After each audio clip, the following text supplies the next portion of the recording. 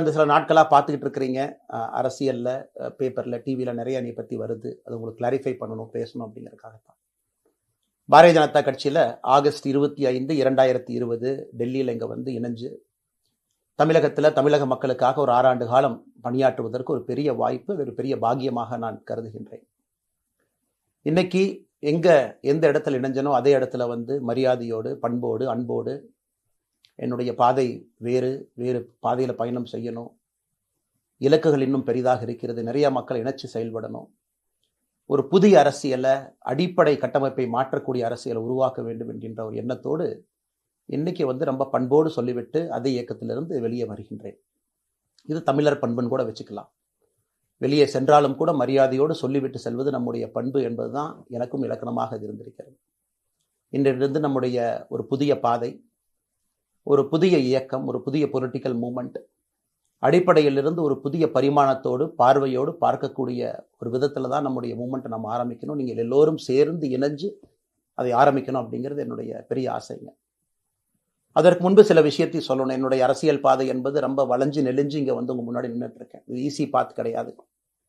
ஒரு கிராமத்தில் பிறந்து ஒரு சாதாரண குடும்பத்தில், விவசாய குடும்பத்திலிருந்து வந்து ஒரு காமன் மேன் அரசியலுக்கு வர்றதே நம்ம ஊரில் நாம் ஒதுங்கிக்குவோம், வரமாட்டோம். பட் அதே போல் என்னுடைய பாதையும் கூட 2009 கேப்டன் விஜயகாந்த் அவர்களுடைய கட்சியில் தேமுதிகவில் ஐஎம் லக்னோவில் படிக்கும் பொழுது ஒரு இன்டர்ன்ஷிப்பாக 3 மாத காலம் ஆரம்பித்து, அதன் பிறகு 10 ஆண்டு காலம் கழித்து பாரதிய ஜனதா கட்சியில் ஆரம்பித்து 6 ஆண்டுகள் பாரதிய ஜனதா கட்சியிலிருந்து இன்னைக்கு தனித்துவமாக நம்முடைய இயக்கத்தை மக்கள் முன்னாடி வைக்கணும். உங்க முன்னாடி வைக்கிறேன். 25 வயசுல எனக்கு அந்த இன்டர்ன்ஷிப் திரு விஜயகாந்த் அவங்க கிட்ட செய்யறக்கு ஒரு பெரிய பாக்கியம். அன்னைக்கு அரசியல்னா என்னன்னே தெரியாம ஒரு புதிய அரசியலை தமிழகத்தில் கொண்டு வர முடியுமான்னு யோசித்த தருணம். இன்னைக்கு வயது 42, கிட்டத்தட்ட 17 ஆண்டுகள் போராடிக்கிட்டே இருக்கிறேன். ஒரு புதிய பாதை உருவாக்க முடியுமா, ஒரு பெட்டர் பாலிடிக்ஸ், ஒரு பெட்டர் சொசைட்டி கொண்டு வர முடியுமா. அதே நேரத்தில் நிறைய யூகங்கள், நிறைய பேர் நிறைய சொல்றதுனால இதே டெல்லியில் ஆகஸ்ட் 24, 2020 பிஜேபியில் இணைய வரும் பொழுது சூப்பர் ஸ்டார் ரஜினிகாந்த் அவங்க எனக்கு ஃபோன் பண்ணாங்க. எனக்கும் அவருக்குமான நட்பு கிட்டத்தட்ட நான் பதவியிலிருந்து வந்த பிறகு ஒரு நட்பு. நிறைய அவர்கிட்ட பேசுவேன். அவருடைய அரசியல் பாதை எப்படி இருக்கணும் அப்படின்லாம் பேசியிருக்கேன். அப்போ திரு சூப்பர் ஸ்டார் அவர்கள் இங்கே டெல்லியிலிருந்து திரும்ப வரணும், அவருடைய இயக்கத்தில் இணைய வேண்டும் என்ற வேண்டுகோளை ஆகஸ்ட் 24 ஒரு நாளைக்கு முன்னாடி பிஜேபியில் சேரும் பொழுது வைத்த பொழுது 3 விஷயம்தான் என் கண் முன்னாடி இருந்துச்சுங்க. தமிழ்நாட்டுக்கு எது நல்லது, அது எந்த மாற்று கருத்தும் இல்லை. சூப்பர் ஸ்டார் அரசியலுக்கு வர்றதுதான் தமிழ்நாட்டுக்கு நல்லது. சூப்பர் ஸ்டாருக்கு என்ன நல்லது, அவர் அரசியலுக்கு வராமல் இருக்கிறது தான் அவருக்கு நல்லது. கோவிட் காலகட்டத்தில் அவருக்கு இருக்கக்கூடிய உடல் பிரச்சனைகள், அதையே பார்த்துக்கணும். முதல்ல அவர் ஆரோக்கியமாக சந்தோஷமா இருக்கணும். அண்ணாமலைக்கு எது நல்லது, பாரதிய ஜனதா கட்சியில் இணைகின்றேன் என்கின்ற வாக்குறுதியை திரு சந்தோஷ் ஐயா கிட்ட கொடுத்தேன், ஒரு ப்ராமிஸ் கொடுத்தேன். அதை பிரேக் பண்ணக்கூடாது அப்படிங்கிறதுல நான் தெளிவாக இருந்தேன். ஸோ 3 கான்ஃப்ளிக்ட் இங்கே இருக்கும் பொழுது, ஸோ ஒரு நாள் இந்த கட்சியில் இணைவதற்கு முன்பாகவே முழு கான்ஃப்ளிக்ட். அன்னைக்கே ரஜினிகாந்த் ஐயா பேசி அந்த ஃபோன் காலுக்கு முதல் முறையாக மறுத்து, ஐயா மன்னிச்சுக்கங்க என்னால் வர முடியாது என்று சொல்லி பாரதிய ஜனதா கட்சியில் அடுத்த நாள் இணைத்துக் கொண்டேன். அதன் பிறகு சூப்பர் ஸ்டார் அவங்களை பார்த்து மன்னிப்பு கேட்டேன். அவரும் பெருந்தன்மையாக அவருடைய அரசியல் பாதையை அவரும் பெருந்தன்மையாக அடுத்து தீர்மானித்தார். எதுக்கு இதை நான் சொல்கிறேன் அப்படின்னாங்க, சில யூகங்களுக்கெல்லாம் என்று முற்றுப்புள்ளியை வைக்க வேண்டும் என்பதற்காக மட்டும்தான் இதை நான் சொல்கிறேங்க. வேறு எந்த காரணமும் கிடையாது. இன்னைக்கும் சூப்பர் ஸ்டார் அவர்கள் மீது பெரும் மதிப்பும் மரியாதையும் வைத்திருக்கக்கூடிய மனிதன் நான்.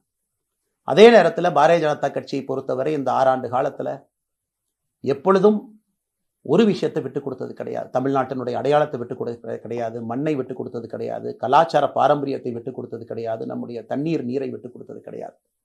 நிறைய பேர் எங்கிட்ட கேட்பாங்க, குறிப்பாக இந்த பகுதி இந்தியாவில் வரும்பொழுது, அண்ணாமலை நீங்கள் தமிழனா இந்தியனா அப்படின்னு கேட்பாங்க. இது எனக்கு ஒரு பெரிய கான்ஃப்ளிக்டிங் கொடுக்கக்கூடிய ஒரு விஷயம். Are you a Tamilian, are you an Indian அப்படின்னு. தமிழ்நாட்டில் என்னுடைய அப்பாவோ அம்மாவோ, என்னோட அம்மா தமிழ்நாட்டை தாண்டி வெளியே வந்ததே கிடையாதுங்க. தமிழ்நாட்டில் மட்டும்தான் இருந்திருக்கிறாங்க. என்னுடைய பாரம்பரியம் எல்லாமே. அப்பா ஒரு முறை தமிழ்நாட்டுக்கு வெளியே சின்ன வயசில் வந்துட்டு போயிருக்கிறாங்க. அங்கேயே ஆண்டு காலமாக இருந்து விவசாயம் செய்யக்கூடிய குடும்பம். எனக்கு முதல் வாய்ப்பு தமிழ்நாட்டை விட்டு வெளியே வந்து லக்னோவில் படிக்கிறதுக்கு, அதன் பிறகு டெல்லியில் இருப்பதற்கு, ஹைதராபாத்தில் 2 ஆண்டு காலம் ட்ரைனிங்கில் இருப்பதற்கு, அதன் பிறகு கர்நாடகாவில் 8-9 ஆண்டு காலம் ஐபிஎஸ் அதிகாரியாக பணி செய்வதற்கு. ஸோ இந்தியா முழுவதுமே கிட்டத்தட்ட அந்த 10-15 ஆண்டுகள் சுற்றிவிட்டேன். அதனால் நான் எப்போதுமே சொல்வேன், நான் ஒரு பெருமை மிகுந்த இந்தியன், ஒரு பாரம்பரிய தமிழன் என்கின்ற அடையாளத்தோடு எல்லாத்துக்கிட்டையுமே சொல்லுவேன். அது இந்த கான்ஃப்ளிக்ட் சில பேருக்கு ஒரு எட்டர்னல் கான்ஃப்ளிக்ட் ஆச்சு. இன்னைக்கு தமிழ்நாட்டினுடைய அரசியலும் கூட ஒரு பெருமை மிகுந்த தமிழனா இருக்கணும் அப்படின்னா நான் ஒரு இந்தியன் என்று சொல்ல வேண்டிய அவசியம் இல்லை அப்படின்னு நிறைய கட்சிகள் அங்கே இருக்கிறாங்க. எப்பொழுதுமே தொடர்ந்து சொல்லிக் கொண்டிருப்பது, இந்தியன் என்கின்ற அடையாளத்தோடு ஒரு பெருமை மிகுந்த தமிழனாகத்தான் எல்லா இடத்துலையும் இருக்கிறேன். அப்படித்தான் இந்த இயக்கத்திலும் இருக்கணும். நாம் ஆரம்பிக்கக்கூடிய இந்த இயக்கத்தில் உங்களோடு பயணம் செய்யணும். தமிழ்நாட்டினுடைய எந்த பிரச்சனையும் கூட முன்னிறுத்தி சமரசம் இல்லாத நம்முடைய தமிழ்நாட்டினுடைய வளர்ச்சியை நாம் எல்லோரும் கொண்டு போகணும். எத்தனையோ பிரச்சனைகள். நான் பாரதிய ஜனதா கட்சியில் இணைந்த பிறகு எல்லா தலைவர்களும் பெரும் ஒத்துழைப்பு தான். இருந்தும் தனியாக போகணும், உள்ளாட்சி தேர்தலில் தனியாக போகணும், தமிழ்நாட்டினுடைய அடையாளத்தோடு பாரதிய ஜனதா கட்சி இருக்கணும். தமிழ்நாட்டினுடைய அடையாளம் மிக முக்கியம் என்பதற்காகத்தான் அன்னைக்கு தலைவர் திரு ஜே.பி. நட்டா அவர்கள் நிறைய பேர்த்துக்கிட்ட பேசி நாம உள்ளாட்சி தேர்தல் தனியாக போகணும், அதே போலதான் லோக்சபா தனியாக போகணும். ஏதோ தனிப்பட்ட முறையில் எனக்கும் இன்னொரு கட்சிக்கும் பிரச்சனை இல்லைங்க. பாரதிய ஜனதா கட்சி ஒரு தமிழர் அடையாளத்தோடு களத்தில் இருந்தால் மட்டும்தான் அது தமிழர் நலத்தை முன்னிறுத்தக்கூடிய கட்சியாக இந்திய அடையாளத்தோடு இருக்க முடியும் என்கின்ற ஒற்றை நம்பிக்கை மட்டும்தான். டங்ஸ்டன் பிரச்சனையாக இருக்கட்டும், அதை கத்தி கூச்சல் போடாம அதை பொறுமையாக ஒரு இடத்திற்கும் சென்று நம்முடைய கட்சி அதை நம்ம சரி செஞ்சு கொடுத்தோம். மீத்தேன் ஹைட்ரோ கார்பன் திட்டமாக இருக்கட்டும், நிலக்கரி சுரங்கம் திட்டமாக இருக்கட்டும், எதாக இருந்தாலும் கூட, ஏன் மேகதாத்து அணையில இன்னைக்கு கர்நாடகாவில் எப்படி டி.கே. சிவகுமார் அவர்கள் சொல்றாங்களோ அன்னைக்கு நாங்கள் அணை கட்டியே தீர்வோம் என்று சொன்ன பொழுது தமிழ்நாட்டினுடைய பாரதிய ஜனதா கட்சி கர்நாடகாவில் ஆட்சியில் இருந்த நம்முடைய பாரதிய ஜனதா கட்சியை அன்னைக்கு எதிர்த்து நாம உண்ணாவிரதம் தஞ்சாவூர்ல இருந்தோம். எப்பொழுதும் எந்த உரிமையும் விட்டு கொடுக்கல. அதே நேரத்தில் அந்த கான்ஃபிளிக்டை பொறுத்த வரைக்கும் கத்தி கூச்சல் போட வேண்டும் என்கின்ற அவசியம் இல்லை. பொறுமையாக பாந்தவியமா பேசி நம்ம உரிமையை விட்டு கொடுக்காம செயலாற்ற முடியும் என்பதை ஒரு நாளும் கூட எனக்கு கிடைத்த பொறுப்புகள்ல உங்களுக்கு நான் அதை காட்டிக்கிட்டே தான் வந்திருக்கேன். அதனால இன்னைக்கு திரு மோடி ஐயா அவர்கள் மீது மிகப்பெரிய ஒரு மரியாதை வைத்திருக்கக்கூடிய மனிதன், நாட்டினுடைய பிரதமர், இந்த நாட்டை பாதுகாத்து கொண்டிருக்கக்கூடிய மனிதர். ஆனால் ஒரு லெவல் வரும் பொழுதுங்க, இந்த சின்ன சின்ன பிரச்சனைகள் அப்படியே சேர்ந்து வரும் பொழுது தொடர்ந்து நாமும் அவர்களுக்கு பிரச்சனையாக இருக்கக்கூடாது. ஒரு பிரச்சனையை எடுத்துட்டு போய் இங்க பாருங்க இந்த பிரச்சனை, இந்த பாருங்க இந்த பிரச்சனை, இந்த பாருங்க அந்த பிரச்சனை, ஒரு அளவுக்கு தான் இங்க நம்ம சொல்ல முடியும். அதனாலதான் பொறுமையாக பாரதிய ஜனதா கட்சியினுடைய முக்கிய தலைவர்களை பார்த்து மிக பொறுமையாக, இது இன்னைக்கு கான்வர்சேஷன் 3 நாளா நடக்கலைங்க. இதை கிட்டத்தட்ட நான் 1 ஆண்டு காலமாக பாரதிய ஜனதா கட்சியினுடைய தலைவர்கள்ட்ட சொல்றேன். 18 மாதங்களாக எனக்கு இருக்கக்கூடிய கருத்து வேறுபாடுகளை மிக பொறுமையாக, வெளியில கத்தி கூச்சல் போடாம மிக பொறுமையாக 18 மாதங்களாக எல்லா இடத்துலையும் சொல்லிக்கிட்டே வர்றேன்.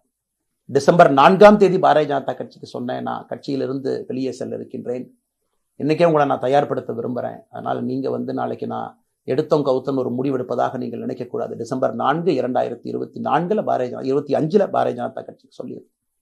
தேர்தல் பணியை முடித்துவிட்டு செல்ல வேண்டும் என்று சொல்லியிருந்தார்கள். அதுவும் இந்த கட்சியினுடைய ஒரு உண்மை தொண்டனாக கட்சி சொல்லியிருக்கிறாங்க, தேர்தல் பணியை முடித்துவிட்டு மே கடைசி வரை நம்முடைய பணியை செய்துவிட்டு தான் வெளியே வரணும் அப்படின்னு. அடுத்து நாம் என்ன செய்ய போறோம்? அடுத்து நாம் இதெல்லாம் பேசிட்டோம், பழச பேசிட்டோங்க, இருந்ததை பேசிட்டோம். அடுத்து